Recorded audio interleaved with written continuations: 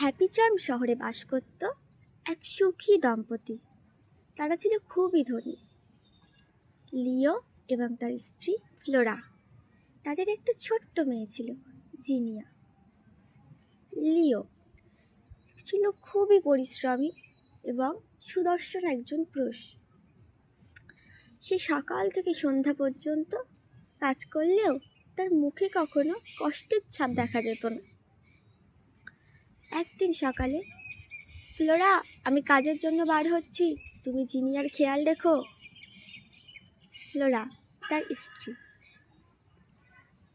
লিও তাকে খুবই ভালোবাসত। আচ্ছা লিও, যাও, আমি মেয়ের খেয়াল রাখবো, চিন্তা করো না, সাবধানে থেকো তুমি। ফ্লোরা খুবই দয়াশীল এবং সুন্দরী একজন নারী ছিলেন।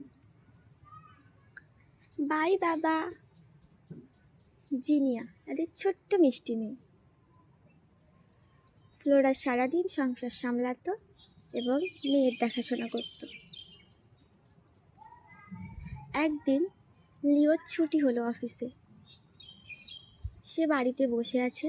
হঠাৎ করে ফ্লোরা তার কাছে এসে বলল, লিও, চলো না একটু ঘুরে আসি, অনেক দিন কোথাও যাওয়া হয় না। চলো বাবা, চলো একটু ঘুরতে যাই সমুদ্রের ধারে। তাদের কথা শুনে লিও একটু হাসলো আর বলল, আচ্ছা চলো। তারা সমুদ্রের ধারে গিয়ে খুব মজা করতে লাগলো। হঠাৎ করে ফ্লোরা দেখতে পেল, দেখো দেখো লিও, ওই দূরে একজন বসে কাঁদছে, চলো না ওখানে একটু গিয়ে দেখি ওনার কি হয়েছে। আচ্ছা চলো।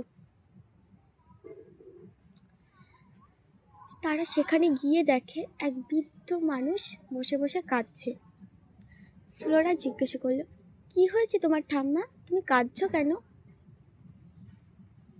আমি 3 দিন কিচ্ছু খাইনি মা, আমি খুব গরিব, আমি এখান থেকে বাড়িতেও পৌঁছাতে পারছি না মা, আমাকে একটু আমার বাড়ি পৌঁছে দেবে? তার কথা শুনে ফ্লোরার খুবই দুঃখ হলো। সে বলল, কেন দেব না, নিশ্চয়ই দেব। লিও গিয়ে কিছুটা খাবার নিয়ে আসলো এবং সেই মহিলাটিকে ফ্লোরা খাইয়ে দিল। নিন ঠাম্মা, একটু খেয়ে নিন, তারপরে আপনাকে আপনার বাড়িতে পৌঁছে দেওয়া হবে।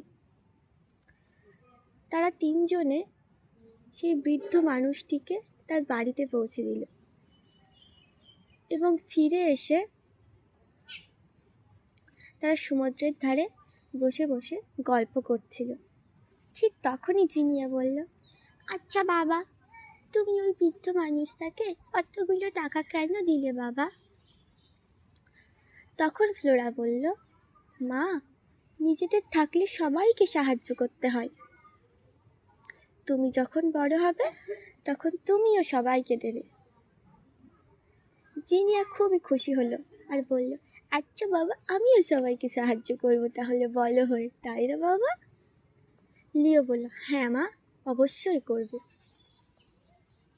জিনিয়ার কথা শুনে ফ্লোরা এবং লিও খুবই হাসতে লাগলো। Hi friends, please like and subscribe.